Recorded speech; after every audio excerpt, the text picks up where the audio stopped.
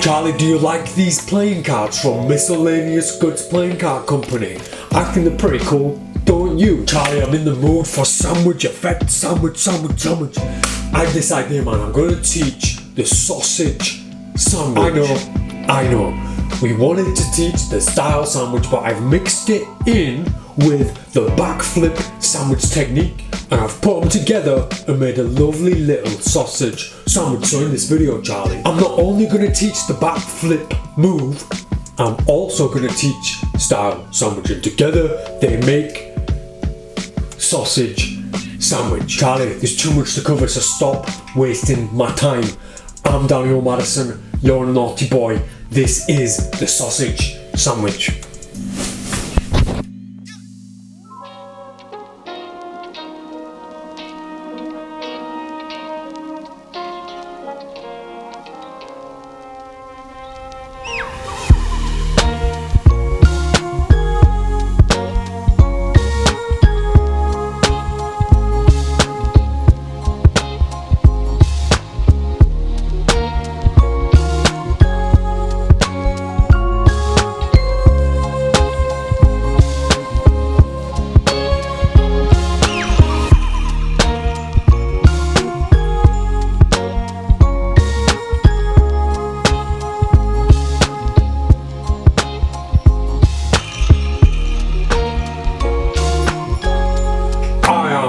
Madison, welcome back. Thanks for being here.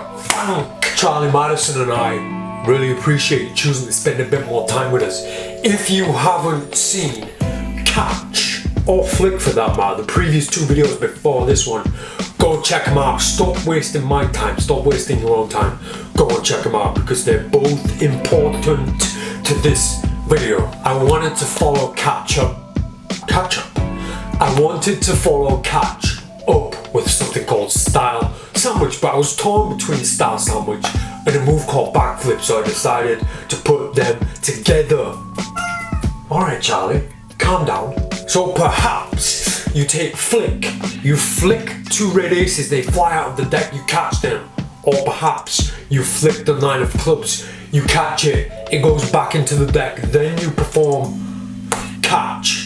Then you move on from Catch to this. You start with style sandwich and then you end with the backflip move. It's not a bad combination of moves, but it is a suggestion. The main thing I want to give in this video is style sandwich itself. The technique for switching a playing card between those two red aces without your participant knowing. But I didn't just want to give you that. That's why we're going to end with the backflip move, another idea that allows playing cards to fly into the air, and I'm in the mood for sandwich effects and sandwich routines, so I think the video that's going to follow this is also going to be a sandwich idea. I've got a ton of sandwich ideas that I want to get on YouTube, so maybe it's a good idea to put them all together. I don't know. Let me know what you think, comment section below. Without further ado, let's get straight to it. I'm Daddy Madison, that's Charlie Madison, and this is Sausage Sandwich.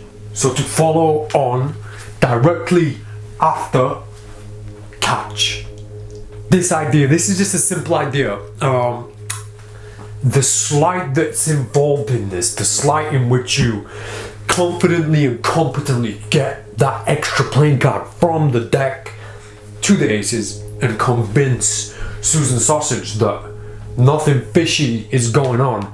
That's the beauty of this. That's what I love about this so much. It has a moment, because you've just achieved the trick, because you've just achieved something with Catch that's made Susan Sausage go, wow, that was pretty impressive. You know, I said it in the last video, it's not a magical moment, really. It's not. It's a bit clever. It's a bit tricky. It's what you do next. It's what you follow it up with. That is the beautiful part. And instead of trying to make... Oh, by the way, I'm very proud of the cover image from Catch.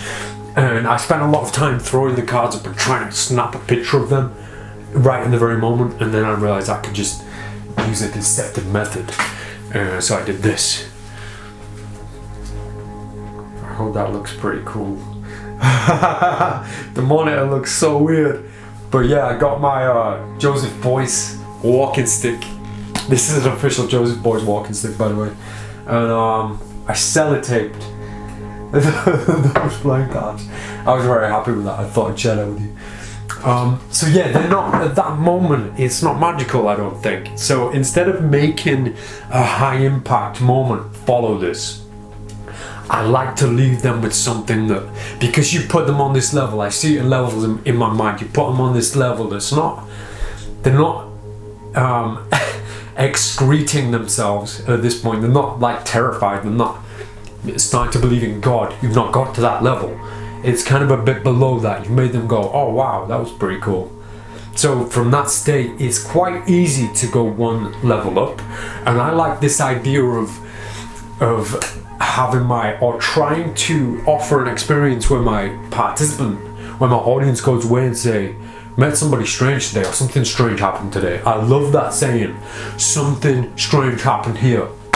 Luke Jemay, love it, something strange happened here. I love to put the idea in their mind, so the idea that I follow this up with makes them go, what just happened? Instead of, because you don't really care too much to, and you shouldn't care too much to always make your audience doing excretion in their trousers. You just, as long as you give them an experience that they can remember, right? We'll talk about all this kind of stuff later on. Let's get to the move itself though. So starting with Catch, and I'm gonna have my GoPro on standby because I want to show you a different angle of the move itself that I'm going to teach you, which you probably already know, but there's a lot going on in the psychology of direction and tension when it comes to stealing that card, loading the card, then losing it back in the deck. Let's just go through it all and you'll see how it works. So starting with Catch. If you don't know what Catch is, then what the hell are you watching this video for? Go back, watch the video before this so you can catch up. So you can catch up. So the aces with the 9 at the bottom, we do the catch move. So I go 1, 2, 3, flip. I do the catch. I've caught the 9 of clubs between the aces in the catch move. At this point, I'm in a position where I can control time a little bit like Doctor Strange, because I've not revealed the 9 yet. It's face down. This devisively allows me to utilize that time, to turn that time into an advantage for me, because in this position, let's do this first as if there's no table, as if it's just hands. So I have their hands. I've caught these 3 playing cards, all the attention's here. In this hand, in the deck hand, I'm gonna cop away the bottom playing card, all in one hand. I'm going to move the camera closer, we'll have a close-up look at that after this moment. But once this has landed here, I'm in a position where I can get away with stuff with this hand because everybody's looking over here. So I move my hand down here and I start squeezing the bottom playing card at the top corner here. So if I squeeze it there, the bottom playing card, in fact I'll just teach you a nap. I squeeze the bottom playing card here and it buckles away. From this position I can just grip that playing card. If I need to, finger 1 can push it further down into my hand, so that when I put the deck down, I can come away with a copped playing card. And I just taught you it. I thought we'd need more teaching than that. If you want to know more about the cop, if you want to learn it in great detail, my masterclass is at my website. Highly recommend it. Not just because it's mine, not just to be biased, but the amount of detail that you need to put into something like the Gambler's Cop. It's all in there and it's vital information. So we have caught these playing cards. I've now manipulated the bottom playing card. Doesn't matter what card it is, neither. It's not we will never see what card it is. We don't need to see it. We'll only ever see the back of this playing card. So it's now in Gambler's Cop under the deck. These cards down here, I now decide how I show that 9. Either way, I need to take these back at the last moment. So maybe you'd want to do this. Once they're here, I've copped the bottom playing card, I put the deck down, and I keep this card. It's very important that the deck has somewhere to go, somewhere down. So for now, let's consider we're standing, but we have a table. We'll go over all the different, what word am I looking for? Different scenarios. So I put the deck down, I'm holding these 3 cards, I now reveal the 9, showing it very clearly, getting the reaction. From this position, once the reaction has happened, I'm away from the deck. I now bring these cards down to the top of the copped playing card. We don't need to know what this card is. They come down to the top of the copped playing card, and I square everything up. Now I don't have to hide anything because the hidden card is here. So I now spread the top 2 cards, so that I can display the situation again. We always want to kind of keep displaying this moment, the 2 aces with the 9 between. And at this point, when I've spread to this position, I'm going to take the top ace and the 9 and lift them up to show the 9 one more time. But I'm not displaying it. I'm not saying, look, it's still the 9. Look, it's still there. Honestly, we're not trying to prove anything at this point. But in a very subtle way, I'm going to use these 2 playing cards to point to the deck with this hand. This sets me up for the slight that's about to happen. Again, they're going to be looking away from the moment, so they're not going to see anything when you come back. So here's what happens. I take these 2 cards, I turn my hand up like this as I point to the deck with them. So I say, look, lift the deck up about halfway. The whole time I'm showing ace over here, card hidden behind it, ace over here, I'm showing them their card, they've seen the ace on top. From this moment, they see the 9, now they see the ace again. Now they're lifting the deck up halfway. When you give your participant, your audience, a responsibility, the amount of control that you have over them is phenomenal. You could tell them to pull their pants down right there, and then they probably go, oh, okay, you know, maybe not that much, but the amount of control you have, you might not realize. When you give them a command, they don't know if they're going to do it right or wrong or not. So this insecurity kicks in and they go, oh no, I don't know how to cut a deck. I don't know where the half point is. Or what if I drop a card? All these things start going into their mind. So they focus so much on the playing cards. So you could literally just come over here and switch those 2 cards, bomb for the 9 and be done, and they wouldn't see it happen. I do stuff like that all the time. When you perform as much as I do and you realize what confidence you can have with these kind of situations, you can get away with things like that, which kind of renders sleight of hand quite useless in a way. That's something I'm looking forward to talking to you all about when I get out to performing on the streets, to show you what you can get away with if your attention direction is correct. Not misdirection. Misdirection is something different. So the 9's here, the ace is here. I point, lift the deck up about halfway. Now all their attentions are going like this. They're over here. You can't be up to no good because you've exposed everything. You've showed everything, and the deck's there. You only have 3 cards. You're not presenting anything. You're not telling them that you're gonna do something. You're just asking them to lift the deck up. So even if they start thinking about why would I lift the deck up, they could probably figure out what you're gonna ask, what you're gonna do next. That if they think about all the options, why would I be doing this? They're probably gonna arrive at that conclusion themselves, that I'm gonna put the 9 of clubs in the middle of the deck.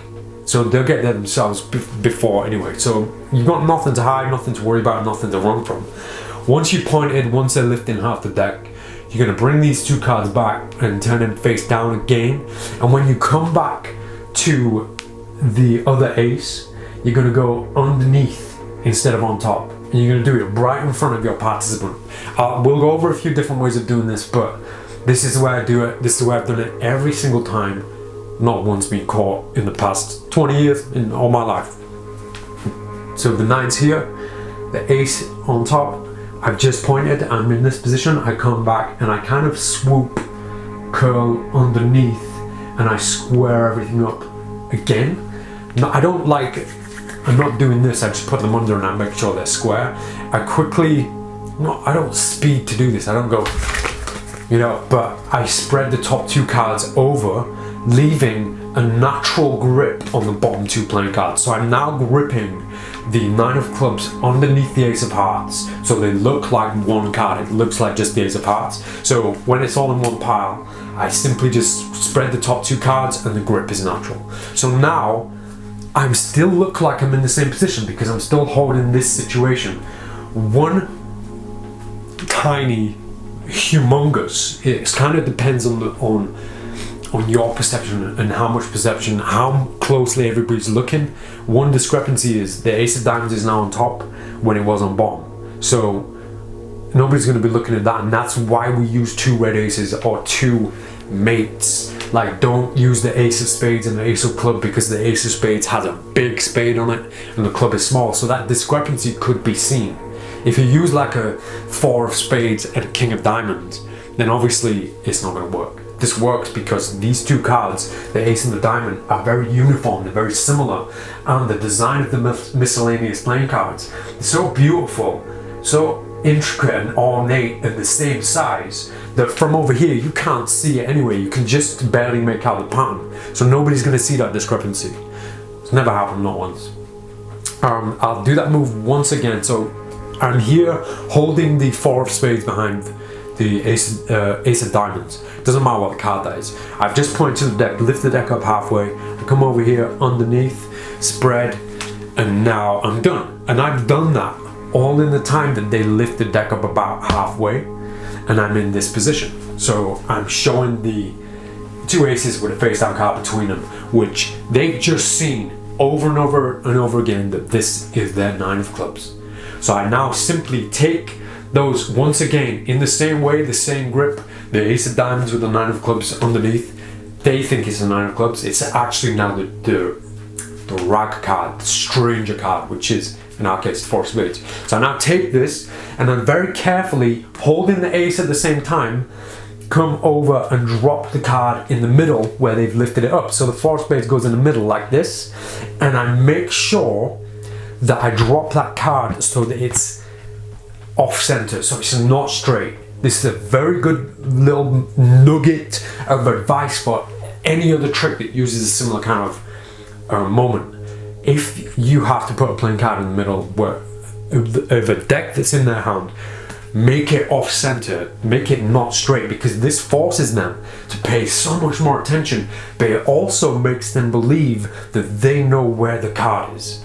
So they believe that's a 9 of clubs already. Now when you ask them to close the deck, they can see it's in the middle. They have this visual representation of, oh wow, it really is in the middle. Nothing tricky happened there. So they're paying so much attention, and then you give them another responsibility by saying, straighten the deck up, push it inside for me, make sure it's straight.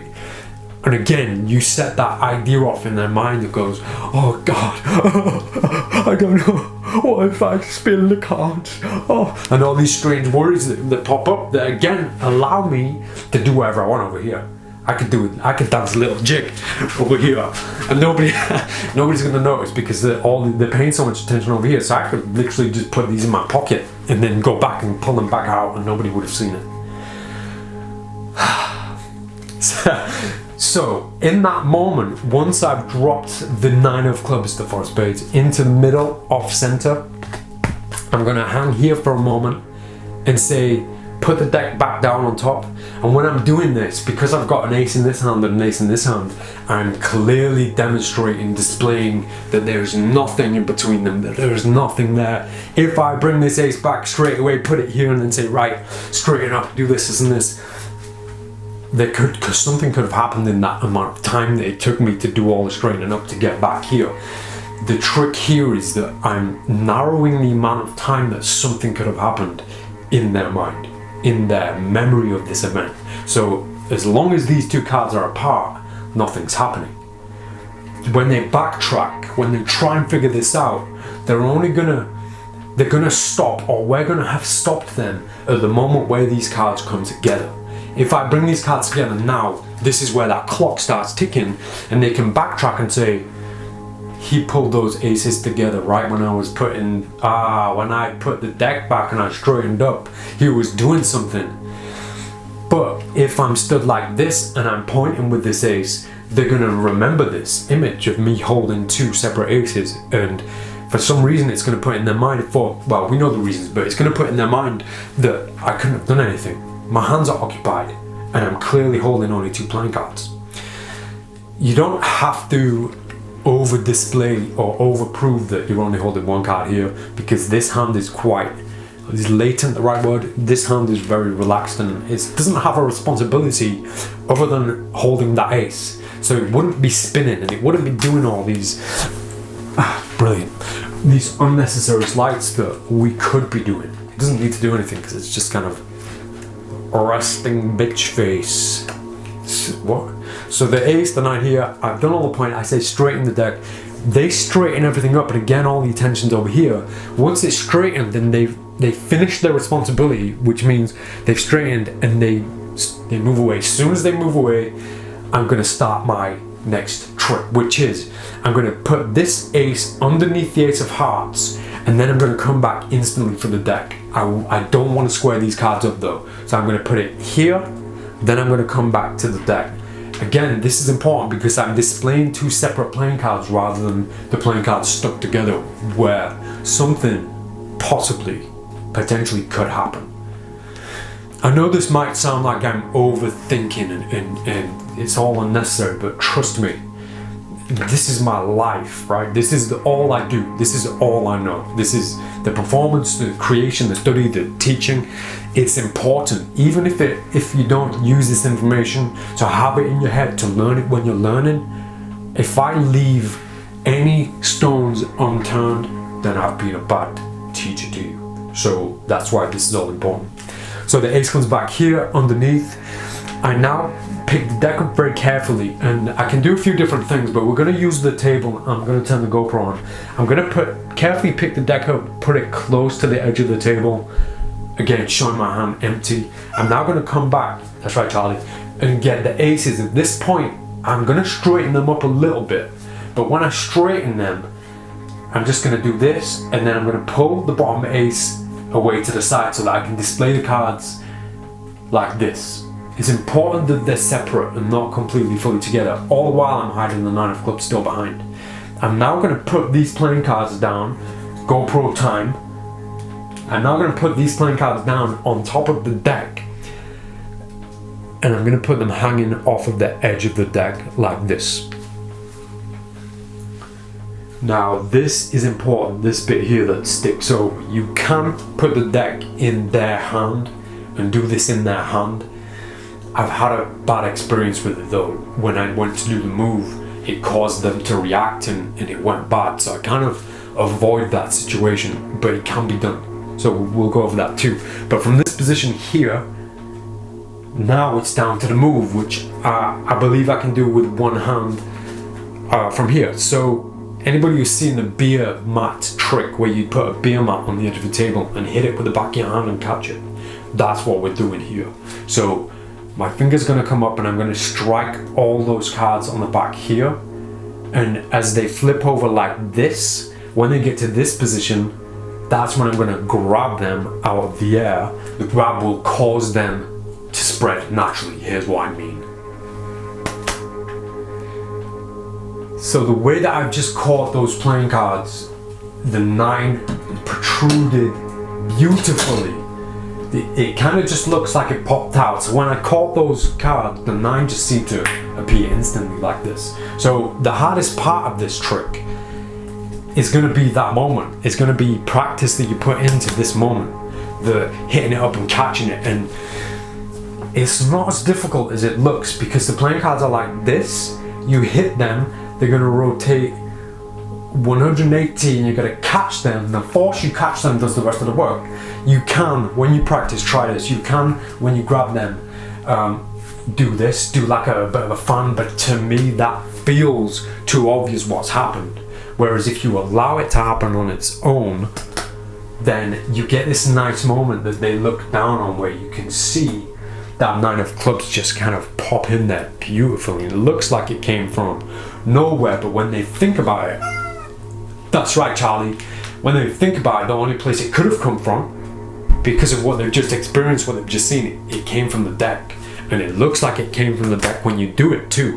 When you catch that card, when you catch those cards and the 9 appears between, it looks like it came from the deck. So that's the mechanics. I appreciate this is such a long part of this, but there are still a few things that we need to go over. So I'm gonna take a break from this, get my thoughts together, and I won't waste too much of your time on this final part. Now, the first moment, if we take a close look at the first moment, which is the Gambler's Cop itself, when we put the deck down, our situation, whenever we perform this, is gonna be different. Every single time you perform a trick, it's gonna be a different trick. Obviously, the presentation, the technique, the mechanics, the slide, they're all very, very similar. But if you do the same trick twice for 2 different people, it's a different experience. So the word experience is kind of what I mean. So depending on what you're faced with when you get to the performance, you have to make all your decisions based on that. But you have to be able to decide whether this person's going to be competent enough to hold your playing cards carefully, not drop them. Because if you can do this trick in somebody else's hand, hold your hand out, keep it very still. If you can do it like that, gold. That's the way forward. That's the real gold of this. The moment that you steal that bottom playing card is so variable, it can be changed so much, because once you do the catch moment, let's start with the catch itself. We go 1, 2, 3, catch, terrible, catch. Now we're gonna put these playing cards down, leave them there, and invite our participant to discover what card is between them. This gives us so much freedom back here to get a card into the cop in the best way possible, in our most favorite way possible. So because you've got 2 hands, all of a sudden everything's easier. The reason I suggest doing it with 1 hand while you're holding these, at that moment when you do it right here, right here, putting the deck down, this moment, because this hand's occupied, it looks like nothing could have happened. All you did was put the playing cards down. Whereas if I step back here, when they're checking, I could be up to no good with the deck. And I don't like to put the idea in my participant's mind. I want them to be completely content with the fact that I'm not up to no good, that I'm being honest. Look, here's just 3 cards, that's all it is. Yeah, look, still 3 cards, I'm not doing anything, you know, without having to prove it so much. So if you do step back, if you do give these out to be inspected, to be checked, then you're in a position to do whatever you want with the Gambler's Cop. So that part's kind of easy. That was Sausage Sandwich. Thanks for watching, I hope you enjoyed it. Like I keep saying, you don't have to do it as I'm telling you. These are just suggestions. These are just the ideas that I want to get out to you. And this is the way that I'm deciding to express and share these ideas. Style sandwich, the move itself where you switch the card between the sandwich, between the 2 aces. That is the core message that I wanted to get. Charlie, can you hear that banging outside? Style sandwich is the one I wanted to get across. So take them, use them as you will. I do look forward, I always search, and I'm always looking for people using things that I've taught to make sure you're doing them right, to make sure you're doing them beautifully, but also so that I can offer my help if I think you need it. But as always, don't tag me, because that leads your audience to me, where they're gonna learn the method, and that's a bad idea. And so is that banging. I'll be back soon with some more dope tutorials. Hopefully we'll stick to sandwich routine, sandwich effect, sandwich ideas, and I'm gonna go stick that guy's head in a sandwich in a second if he doesn't stop banging. More dope tutorials on the way. Make sure you subscribe so you get that notification bell going ding ding ding ding ding every time I drop a new tutorial. I'm Daniel Madison. Thanks for spending your time with me and Charlie today. See you next time.